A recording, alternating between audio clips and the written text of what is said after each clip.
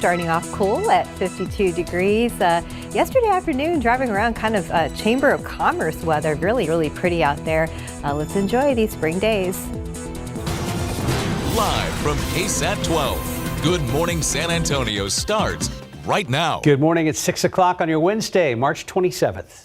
Happy Wednesday. Thanks for joining us. We hope you had a good week so far and looking forward to maybe some rain today. That's right. And can you believe it? Easter weekend is right in front of us. We were talking about that this morning, but Easter did come early this year too. But still, it's like, really? Really? And then, you know, you hit the first of the year and all the events coming up, and plus we got the eclipse, which is kind of moving things along quicker. And then right after. Fiesta before you know that. So anyway, back to today. Grab a jacket this morning. It is on the cool side. Beautiful view out there. We don't have anything as far as any precipitation in the metropolitan area right now, but we do have a few light showers that are starting to show up on radar. Some of this may be evaporating before it reaches the ground because we do still have very dry air in place, but obviously a couple of showers out there. There were even a few lightning strikes, as you can see, about an hour ago, and those storms never really materialized in anything. So most of what we see this morning is just going to be some light showers out there, maybe a moderate shower. Yeah, if there's a lightning strike, okay, but it's going to be the exception rather than the rule this morning. 43 Comfort, 46 Bernie Stage, 46 also in Gonzales, and 52 out there at the airport right now. Most everybody is averaging 3, 4, 5 degrees below normal. Oh, way up there. Yeah, yesterday was just an absolutely gorgeous day, except for all that oak pollen out there cutting the grass yesterday. That was fun. Mold, hackberry, and mulberry are all on the low side. And throughout the rest of today, temperatures, we may fluctuate a couple of degrees, but with this cloud cover out there, that's going to keep things fairly steady. 63 at noon. We have those couple of showers this morning, lull in the action, and then it picks back up as far as a few scattered storms, primarily in northern counties right around late afternoon, dinner time, and further up to the north, some of those may be on the stronger side, not in our area. After that, great looking forecast, but we'll talk about Easter weekend coming up in just a couple of minutes. Traffic Authority. So, RJ, it's been quiet up to this point? Yeah, things looking pretty good so far, Mike, if you're about to head out right now for our 6 o'clock hour. But of course, expecting a lot more people to head on the roads as they get to work and school this morning. Real quick, want to update you, I-10 here east at Brazos. So we've kind of cleared out some of the convoy, the work, the construction that we've seen here. But again, I-10 eastbound at the Santa Rosa exit, that is going to be closed for the next couple of days or so. Again, there's a lot of work taking place there downtown at the Y, especially down to Frio Street. So keep that one in mind if you're headed into downtown right now. We have a stalled vehicle being reported Loop 1604 eastbound at Chase Hill. So that's going to be right there at UTSA Boulevard. It's basically where Chase Hill and UTSA Boulevard split in half right there at 1604. But this is something to keep an eye on for our drivers on the northwest side, especially with all the construction taking place there. We also have a stalled vehicle as we come a little bit further into the inner part of San Antonio. I-10 eastbound at Fresno Drive. This one just showed up on our maps right now, but it looks like we are seeing traffic get through this area right there. I-10 eastbound at Fresno Drive. And one other thing to keep you, or just kind of let you know about here, we have a reported car fire. This is by San Antonio Fire Department right there near the Alamo Dome, a little bit north at East Houston and North Cherry Street. So not on the highway here, not on 37, but again, two very important streets that a lot of people on the near east side use just to kind of get in and around town. So we'll give you more updates on that as they become available to us. Mark and Stephanie, back to you guys. RJ, thank you. New this morning, San Antonio police arrested a third suspect in a deadly shooting from back in January. According to an arrest affidavit received overnight, 8-year-old Michael Yasso, who you see here, was one of 3 suspects involved in a murder back on January 26th. The deadly shooting happened in the 1000 block of San Luis on the city's west side. This is video we have from that scene that morning. SAPD says Yasso and 2 other men shot and killed 43-year-old Mando Rodriguez during a drug deal. The other 2 suspects are already in custody. This morning, investigators are hoping you can help them track down the murder suspect who killed a 24-year-old woman back in February. We are told that Miranda Gomez was in a car with other people when she was shot and killed just after 5 a.m. on February 18th. This happened on Roland Road near South WWY, and people who were with Gomez believed that they were followed by someone in a dark colored sedan after leaving a club called The Spot on Rigsby Avenue. You are asked to call Crime Stoppers if you have any information. That number is 210-224-STOP. New details this morning on a bizarre crime. The key to one home unlocked the door to another. And that's how Bexar County deputies say a man who is believed to be intoxicated was able to mistakenly enter the wrong house. Once he was inside, investigators say he attacked the homeowner. As John Paul Barajas explains, there are questions about why the suspect's key opened the wrong door. It's very strange that someone can enter a house that they have no connection to with the key of their actual home, said one neighbor. Those we spoke to in the Meadows at Wortham Oaks neighborhood say they have questions now that deputies say one of their neighbors was attacked by another neighbor who was able to enter the wrong house using his own key. That's one that boggles my mind for sure. Is like, especially having two homes, same looking. It's unfortunate for the neighbors. Eric Goyaso is charged with injury to an elderly person. The Bexar County Sheriff's Office says Goyaso thought he was in his own home and attacked the 79-year-old homeowner. According to the Bexar County Sheriff's Office, the suspect's keys to his home unlocked the victim's front door. Investigators say they checked the keys to verify that, and that was in fact the case. They're not sure how that is, but believe it could be an issue with the builder of the homes. The suspect declined an interview, but his parents told me off camera his home was built by MI Homes. So we asked MI about the keys working for two separate homes. The person who answered my call said they would look into it and get back to us. Does it make you think twice about your locks? Yeah, absolutely. Now it makes me think like we have different builder, or this builder that we have. Makes me want to call them. That was KSAT's John Paul Barajas reporting. Meanwhile, the FBI was busy raiding two homes on the same side of San Antonio yesterday. One raid happened at a place on Hunter's Rave and the other at a home near Bandera and Loop 1604. Both were on the northwest side just before 6 a.m. yesterday. An FBI official tells KSAT the agents were carrying out court orders. We don't know who was charged or what they were charged with, but people who live near the home say the operation was so loud they could hear it and feel it inside their own homes. All I heard was the FBI saying, FBI search warrant, come out with your hands up. The bangs were so loud that I felt the vibration coming through my house. The FBI also raided a home on Hackberry Street yesterday, but we don't have information on the charges or suspects in that case. This morning, the Coast Guard has suspended its search for those missing in the bridge collapse in Baltimore. It has been over 24 hours since a cargo ship crashed into the Francis Scott Key Bridge. As ABC's Perry Russum reports, at least 6 people are presumed dead. This morning, the Coast Guard suspending its search for the missing in Baltimore's Patapsco River. We do not believe that we're going to find any of these individuals still alive. Rescue crews have been looking for 6 people in the mangled metal of Key Bridge, brought down by a cargo ship early Tuesday morning. A Brawner Builders work crew was doing bridge maintenance work on the surface of that bridge at that time. 6 of our workers lost their lives, and 1 was seriously injured. Moments before the collision, it appears black smoke was rising from the ship as the lights on board went out. Hold all traffic on the Key Bridge. There's a ship approaching, has just lost their steering.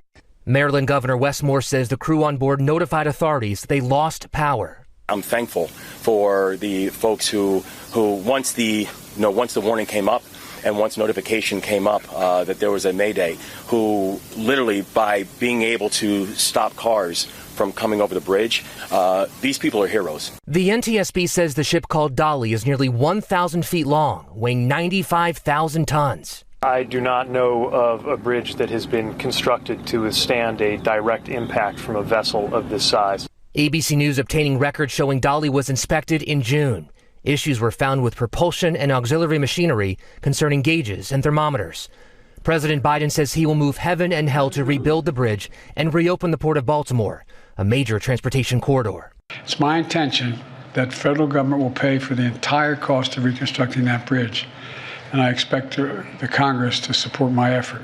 Investigators say they are planning on going on the ship at some point to investigate what happened. That could happen today. We are still waiting to learn the names and the stories of those who were killed. Perry Russum, ABC News, Baltimore. 609, 52 degrees. We have a ton of news stories on our website just to have a look at some of those stories trending right now on KSAT.com. Let's go outside with live cam on your Wednesday morning. Thanks for starting Hump Day with us, waiting for the sun to come up. Things look pretty good out there on Loop 410 by San Antonio International Airport. Welcome back. It's 6:13. Well, trending right now on KSAT.com, VIA passengers can now bring their own electronic bikes on bus trips. That's according to a press release from the company. So just like normal bikes, e-bikes are allowed on racks inside and outside of a VIA bus. The new release says e-bike batteries must remain intact with the bicycle frame and be turned off while commuting on VIA buses. And the e-bikes cannot be charged. Also on our website, just a couple of days away from Easter, and many San Antonio restaurants are offering options for brunches, buffets, treats, and family-style meals to celebrate the holiday. From buffets to carrot cake, there are a ton of options if you have reservations. We have a complete list on our website. Important there. And the start of the NFL games are going to look different this fall. Owners approved a new kickoff, which will be similar to the format that originated in the XFL. So during the 2024 NFL season, kickers will continue to kick from the 35-yard line, but the other 10 players on the kickoff team will line up after the receiving team's 40-yard line. The NFL says it wants to make kickoffs exciting again, but with player safety in mind. And looking ahead, the Spurs are on the road tonight. They play the Utah Jazz. Tip-off is set for 8 o'clock our time. Then the Spurs' next 2 games will all be here at home over at Frostbank Center. But tonight, they're up at the Delta Center. Yeah, they are. Time now 6:14, and a little problem there at I-35 at Topper Wine. Yeah, guys, and Wemby still questionable for that one. So the Spurs will release their injury report here in just a few hours or so, hopefully. So let's talk about this ongoing situation here. 35 at Topper Wine. So again, we've been seeing a lot of expansion here. The Northeast expansion, a lot of construction. So we have still 3 main lanes blocked in this area. Again, Topper Wine and Judson Road. They're working on some bridge beam settings right now in this area. So remember, yesterday you kind of lucked out a little bit because crews got wrapped up around this time, and hopefully that'll be the case here over the next 15 minutes or so. Again, this construction work is scheduled to about 7 a.m. this morning. So if you're headed out northeast side, keep that one in mind. Topper Wine to Judson Road, pretty significant delays there in that area. Loop 1604 eastbound Chase Hill, we still have this stalled vehicle on the northwest side, and I just saw the camera there at Babcock Road. It does look like there is not only construction in this area, but looks like the crews are at least here hopefully taking care of this stalled vehicle. Let's take you down to the north side of town, kind of sticking pretty much northeast to northwest, back to north side here. 281 southbound Thousand Oaks. This is the newest thing that we've seen pop up on our traffic maps this morning, but we are not seeing any major delays there for drivers on 281 headed south from 1604. A couple of updates here. I-10 at Fresno, we have cleared that one out. TxDOT went ahead and did that, and the San Antonio Fire Department has went ahead and cleared out that one crash, that car fire that we were seeing there at Houston and Cherry Street. But we're going to move on here to another story about Culebra Road, because obviously there's been a lot of different discussions about Culebra Road, especially how to make sure that it gets safer. So upgrades to Culebra Road are close to getting underway after a community meeting yesterday where we updated residents about the proposed design. Culebra Road between Bandera and General McMullen will see changes starting next year. So the lanes will be narrowed to make rooms for pedestrian sidewalks, something that a lot of people have been asking for. The hope is that it also slows down people that are driving, especially people speeding. There will also be drainage updates. There is a pedestrian crossing near the middle of the project that we'll want to upgrade that to be what we call a hawk signal. It actually stops traffic for pedestrians to cross mid-block.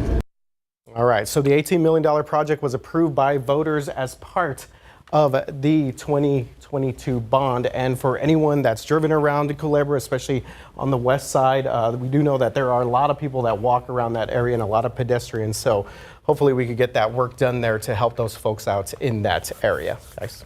That is a super busy road. Absolutely.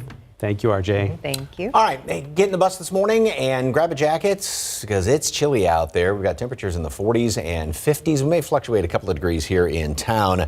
And 1 or 2 showers. There are a few in the hill country right now, and they're going to be sort of moving across the area. So even perhaps an umbrella kind of thrown on in there. And it's not going to get hot today. We'll be at 73, same thing as yesterday. And then we'll have a couple of more stray storms popping up late afternoon, right around dinner time, primarily up to the north. Okay, the countdown is getting closer and closer and closer. It's like waiting for Christmas almost. The eclipse, 12 days away. And, it's still too far off to really give any sort of an accurate forecast. But one thing I can tell you is the normal temperatures, the average temperatures for April the 8th are 79 for the high, 57 for the low, and just a little sneak peek ahead. It's going to be pretty close to those numbers, it looks like, on the 8th. As far as cloud cover, still not going there as of yet. All right, now, the moon obviously is going to play a big part in that. Yesterday was the full moon, so it is the waning gibbous right now. And yeah, the next big phase of the moon obviously is going to be the new moon on the 8th. And that's what you need to have a solar eclipse. All right, looking outside right now, very dry air. Good crisp view of the skyline from our camera down there at Brook City Base. And you can see these few little light sprinkly showers around the area. We did have even a couple of lightning strikes roughly an hour ago, and those sort of fizzled on out, and all these light little showers are continuing to work their way to the east. Not any real big deal. They'll be sticking around for the next couple of hours around here, and then sort of dying off. We'll get those more developing later on this afternoon. So 73 yesterday, 75 in Pleasanton. Again, these numbers on average were 5, 6, 7 degrees below their respective normals. And that's going to be the situation again today, thanks to cloud cover out there and just this kind of coolish air that's in place. Low 70s all around the area, and some areas may not even get out of the upper 60s. So we've got the few showers hanging around here this morning, and even going in through mid-morning hours. There could be another, a couple little claps of thunder here and there, but primarily it is just going to be on the light shower side. And then that break in the action midday. Start to see a couple more popping up late afternoon, right around dinner time, early evening. Again, the majority of those are going to be further up there to the north of us. So satellite picture right now. Again, we've got a little bit of a disturbance moving on through here. Otherwise, not a lot going on around the country. But boy, that big storm system, that's what dumped a whole lot of winter weather around the Great Lakes area. And it's down to 3 degrees right now in Bismarck. And we are in spring, believe it or not. So, yeah. Definitely cold up there. We get another little shot of some cooler air coming in here by next week. Today, 73, 78 tomorrow, Friday, 80. Really, really nice. The humidity is going to start to work its way back in here, especially over the weekend. More clouds on Sunday and fairly humid around here. Monday, another chance for some rain. Pretty much just basically hot and humid. Tuesday on the humid side, but the next front's going to move on through, and that's going to get rid of some of the humidity and cool temperatures down somewhat back down to the 70s for the middle part of next week. And right now it looks like another rain chance by about Friday of next week. And also Monday, but not over the weekend. As far as what? Rain chances. Right. No rain chances, just on the humid side on Eastern. Good news. Thank you, Mike. Right now, 621, 52 degrees. And Easter, again, just days away. That's got chocolate prices hitting record levels there. We're going to look at why in your GMA First Look. Choosing a treatment for your chronic migraine, 15 or more headache days a month, each lasting 4 hours or more, can be overwhelming. So ask your doctor about Botox. Botox prevents headaches in adults with chronic migraine before they even start. It's the #1 prescribed branded chronic migraine treatment. So far, more than 5 million Botox treatments have been given to over 850,000 chronic migraine patients. Effects of Botox may spread hours to weeks after injection, causing serious symptoms. Alert your doctor right away, as difficulty swallowing, speaking, breathing, eye problems, or muscle weakness can be signs of a life-threatening condition. Side effects may include allergic reactions, neck and injection site pain, fatigue, and headache. Don't receive Botox if there's a skin infection. Tell your doctor your medical history, muscle or nerve conditions, and medications, including botulinum toxins, as these may increase the risk of serious side effects. In a survey, 92% of current users said they wish they talked to their doctor and started Botox sooner.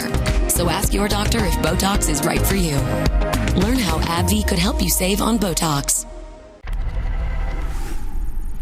In this morning's GMA First Look, what soaring cocoa prices mean for your Easter chocolate needs. There's a number of things that have led to these very high prices. Chief among them is a rather large drop year on year in cocoa production in West Africa, which is by far the largest producer globally. And it's not just cocoa prices. Sugar, too, is up more than 12% from last year. Easter is the third most popular occasion for Americans to buy chocolate after Halloween and winter holidays. This year, Hershey's is offering additional sizes of some treats, like their cookies and cream bunnies and their Kit Kat Lemon Crisp bar. I would look for chocolates that are not traditionally Easter branded. The candy that's more branded for Easter is going to be higher priced, but the candy that's not that might be discounted. And coming up at 7 a.m., we'll have the expert tips to get your Easter chocolate fix without breaking your holiday budget. With your GMA First Look, I'm Rhiannon Alley, ABC News, New York. In your morning consumer headlines, Samsung is rolling out Galaxy AI to its older devices. It is part of the software update coming out tomorrow, and it will bring AI-powered features to the Galaxy S23 lineup, the Z Flip 5 and Z Fold 5. The update will also be available for the Galaxy S9 tablets. Tesla buyers will now be required to take a self-driving test ride. CEO Elon Musk acknowledged the test ride will slow down car delivery, but says it's worth it to have customers understand how the self-driving technology works. Time now 6:26 and 52 degrees for now. Still monitoring the situation out there at 35 and Topper Wine with the barrels up and flashing lights. RJ Marquez is going to have an update coming up. Outside with live cam on your early Wednesday morning, 52 degrees. It stayed cool all day yesterday. What about midweek? We'll talk to Mike in a moment. Hi, happy Wednesday. We made it to Wednesday, March 27th. Thanks for starting your morning with us. Mike Ostrage is here looking ahead to our Wednesday and ahead to the long Easter weekend. Well, we'll start with Wednesday first of all. And it's going to say it's cool this morning and stay cool again today. And then it's going to be a whole different story by the weekend. So if you like warm, humid, you'll love the weekend forecast. Beautiful view of the skyline and very dry air. And I keep pointing out how more crisp the picture is out there. You can really see the outlines of the buildings instead of all that humidity hanging around here. And temperature, like Mark mentioned, 52 degrees, dew point's 42. So we still have pretty dry air in place. And there's a big difference between these two numbers, obviously. And with no wind really to speak of, in theory, we would be dropping down a lot more. But we do have some cloud cover out there. So that's acting like a bit of a blanket. We also have some very, very light showers out there this morning, right around Sabinal, Concan, sliding in toward Hondo. But again, with the real dry air, some of the light showers possibly are evaporating before they reach the ground. Obviously, some is, and we are going to see a few showers out there. So an umbrella, light rain jacket's a pretty good idea. 46 Bulverde, Bernie Stage, 44 right now in Comfort, and 47 in Gonzales. So it's definitely chilly out there. Oak really went up, more than double the previous day's reading, up to 62.30. Everything else is on the low side. Of course, the updated count comes out a little bit later on this morning. A couple of showers this morning, breaking the action, and then later on late afternoon and evening hours, there are going to be a few more stray storms, primarily up to the north. Again, we stay in the low 70s just like yesterday. Sunshine, warm tomorrow. Great looking day tomorrow. Friday as well. Start the return of the humidity on Friday, and then it comes back in here Saturday and Sunday. We are going to have more clouds around, especially on Easter Sunday, in the low 80s around here. And that's how we're going to start off next week as well. Warm, humid, couple of showers on Monday, but we do have another front by the middle of next week. Details in just a couple of minutes. Traffic Authority, RJ, big problems? All right, Mike. Yeah, northeast side. So my driver's out here. I definitely feel for you guys because we have ramped up a lot of the construction taking place here for the northeast expansion. So let's give you an update on what's going on here. So it looks like construction crews have made their way further south here. I-35 at Topper Wine, getting closer to Judson Road. It looks like we've at least opened up some of the main lanes here for I-35 southbound right there at Topper Wine. You do still see some construction activity taking place here, especially on the frontage road. Remember, there are 3 main lanes blocked in this area along with the frontage road. So we're going to talk about that here real quick. First of all, we still have a stalled vehicle, 281 southbound right there at Thousand Oaks, and we have cleared out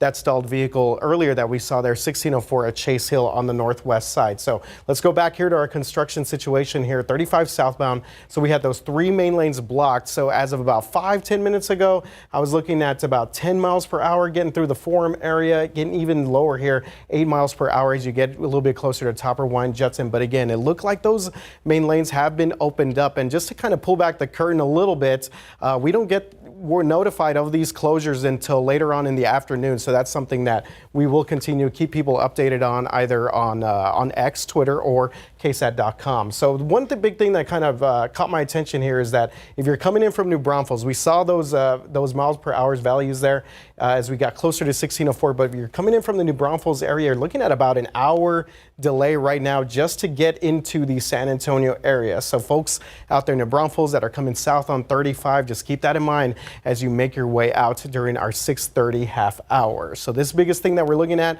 for the most part, but it looks like at least these main lanes here of 35 have opened up in this area. Mark and Stephanie, back to you guys. Thank you very much, RJ. See you in a bit. New this morning, San Antonio police say a man shot another man in the face inside a home on the city's far east side. Happened just after 2 a.m. in Indian Forest near North Foster Road. Police say a man was able to get into the home through the front door with a key code. We're told he went upstairs, and that's when police say a man came out of a room with a gun and shot him in the face. The shooting victim was taken to the hospital in critical condition. The shooter was detained for questioning. And repairs will have to be made to a home on the southeast side of town. San Antonio police tell us that a driver crashed into the side of a home on Cravens Avenue, not far from Goliad Road and I-37, last night around 11:30 p.m. We are told that a driver hit a truck, causing that to crash into a home. No one was hurt, but there was some damage to the house. New details this morning as 3 people are now facing charges following a carjacking and chase. It started in far north Bexar County and ended 70 miles away in Atascosa County. Bexar County Sheriff's Office identified the 3 suspects as Moses Osby, Israel Aaron Hernandez, and Adrian James Garcia. According to the sheriff, a woman was pumping gas at a convenience store near Fair Oaks Ranch yesterday morning when a vehicle with several men inside pulled up. Sheriff says moments later, one of the men pointed a gun at the woman's face and demanded the Dodge Charger she was driving. Sheriff Salazar says the 2 men took off in the vehicle before picking up a third man. The stolen vehicle was a loaner car from a dealership and had a tracking device. Between the 3 of them, they were just out joyriding, driving around the city at well in excess of 100 miles an hour. At a certain point, they spotted the helicopter, and then they decided to make a break for it. Sheriff Javier Salazar says the chase ended when spike strips were deployed on I-37 south of Pleasanton, and 3 were arrested. The 3 were arrested. Fortunately, the woman was not hurt. Well, now to Houston as a tragic story continues to unfold. And this morning, we are learning about a brand new inspection report from Houston's health department revealing major violations at a Northwest Houston hotel Lazy River pool where a young girl died over the weekend. Here's Bill Barajas with our sister station in Houston, KPRC, with the latest on the investigation. It was simply a Saturday. The family wanted just to have a regular pool day. A fun family outing transforming into an unthinkable tragedy. One of the nieces, one of the family members, turned around and she just disappeared. Richard Nawa, the Heiko family attorney, saying Aaliyah's mother asked the hotel to look at surveillance video, but management denied the request until Houston police arrived. One of the first to see that footage, Tim Miller with Texas EquiSearch. So you could see her little head go down and never be seen again. Aaliyah's cause of death ruled a drowning and mechanical asphyxiation. We believe that Aaliyah was violently sucked into the hole that was about 12 to 16 inches wide. Her poor little body was contorted when she was sucked into this hole and pipe 20 feet back. Nava alleges the Lazy River was not up to code, city inspectors finding multiple violations and ordering the pool closed. Tim Miller shared his thoughts on what might have gone wrong. And what the speculation is now, I think that there was some work done with that pump, possibly even change that pump. And if that pump was wired wrong, that would create the pipe that was blowing water out to suck in. Right beside there was another pipe with a grate on it. That's the one that's supposed to be sucking in because it's basically a circulation pump. That was KPRC's Bill Barajas reporting. Now, according to the report, the pool was not in compliance with federal laws that were meant to prevent drain entrapment and child drowning in swimming pools. City of Houston has 5 permitted Lazy River style pools. Hilton, as well as the local owner and operator of the DoubleTree, were named as defendants in a wrongful death lawsuit filed Monday by the little girl's family. In Uvalde, construction to lay the foundation of the new elementary school is underway. The group raising money for building the school just received a $1 million gift to help in its goal of raising $60 million. Now, $20 million still is needed to be raised. The Uvalde CISD Moving Forward Foundation broke ground on the project back in October. However, it was delayed construction to reopen the bidding process to find a lower bid. Now, the construction company Satterfield and Ponticus is taking over the job. This delay will ultimately impact the projected completion date for the project. Right now, 6:38. Remember this, a statue of an American Indian that used to stand outside the Red McComb Superior Hyundai dealership here in San Antonio. It was controversial then, and now that it has a new home, it still is. Yesterday, the statue went up at Jordanton High School football stadium. It was removed from the dealership along Loop 410 8 months ago. Jordanton ISD wouldn't talk with us about the statue, but released a statement saying it's committed to making sure the statue remains an integral part of its community for generations. Some people are happy about it, others not so much. But it goes to show you that it's the mindset that, you know, all Indians are the same. And so we can get away with it. It's quite a big figure, and I think it's going to help the guys, help the fans, you know, kind of give them something to look to. And yeah, I think it'll be good, you know, a little motivation. It's unclear why the statue went to that specific location. We tried asking the school district and McCombs Enterprises, but we did not get an answer. And happening today, our KSAT community partners are hosting a town hall to share information on organ donations. We will also discuss the challenges and misconceptions of being a live organ donor. The town hall starts this afternoon at 2 p.m. Now that we're less than 2 weeks away from the total solar eclipse, our KSAT weather team wants to make sure you're ready. So later today, Sarah Spivey and Mia Montgomery will host an eclipse glasses giveaway at Yanaguana Garden at Hemisphere downtown. You start lining up at 4 p.m. Then the glasses will be handed out at 6:30. You can find more information on the giveaway over at KSAT.com. We're expecting long lines. Yes, so get there early. Time now 6:40 and 52 degrees for now. Just ahead, camping out for Easter weekend coming fast. We'll look at when the city will lift park curfews so families can go grab a spot. Good morning, and it's 6:43. We're almost halfway through Holy Week leading up to Easter Sunday. And this year, the Archdiocese of San Antonio will celebrate 150 years. It's a long time. And so we're really excited, and this is bringing a new life to all of us and to the whole church. So all priests of the Archdiocese got together yesterday at Holy Spirit Church on Blanco Road to celebrate the establishment of the Archdiocese in August of 1874. The priests also renewed their promises during a special mass last night. This is just one of many events planned for this year to celebrate 150 years. Good Friday also approaching, so it's almost time for the Passion Play. Parishioners from San Fernando Cathedral will reenact the Passion starting at Travis Park Friday morning at 10 o'clock. It will end at the steps of San Fernando Cathedral with the portrayal of the crucifixion. If you can't go, we will stream the entire Passion Play on our website at KSAT.com. And the Easter tradition of camping out in the parks will also happen this week. Tomorrow night, the park curfew will be lifted at 11 p.m., allowing families to secure spots for Easter Sunday. So this applies to 11 parks across the city. The only exception is the Brackenridge Park at First Tee. People can stake out their spots in that particular park at 3 o'clock. The curfew will resume on Sunday night. And if you're planning on camping, please remember to clean up after yourself. Leave it better than you found it. The city asking visitors to bring your own trash bags for all your garbage. Recycling bins are available in the parks, and keep in mind no glass containers are allowed at all. You can find everything you need to know about Easter camping on KSAT.com. Time now 6:45, and I have bad news for those of you who have to travel on Highway 90 right now. Looks bad, RJ. Yeah, big mess on the west side right now in the Lackland area. You're taking a look here at 90 eastbound here at Medio Creek, and it was being reported as a crash.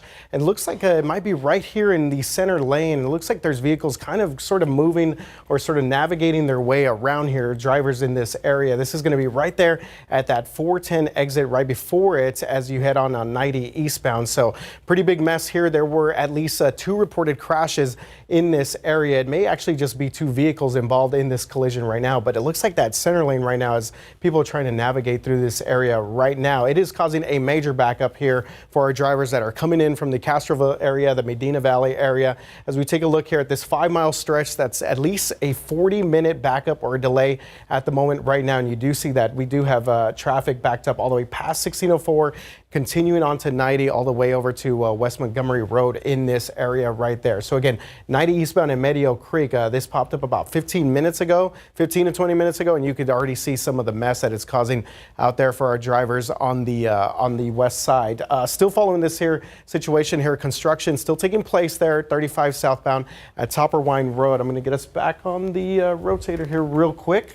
All right, let's do one more shots here as we take a look at some of the other cameras in our area. But again, biggest trouble spot that we're seeing right now, 90 eastbound at Medio Creek. Pretty good backup out there, guys, for our drivers on the west side. Thank you, RJ.